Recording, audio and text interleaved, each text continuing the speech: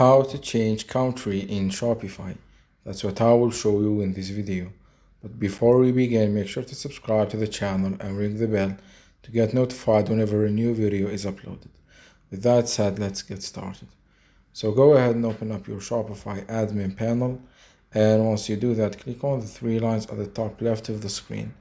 Then click on settings at the bottom left of the screen. Once you do that, click on store details and then scroll down to the address section, then click on edit, and here you will be able to change your country/region using this drop down right here. Say for example you changed your country. Once you do that, enter your address and stuff like that to complete your address, and then click on save at the top right of the screen to save the changes. So that was it for this video. That's how you can change your country in your Shopify account. If you have any questions, please leave them in the comment section down below. With that said, see you in the next video.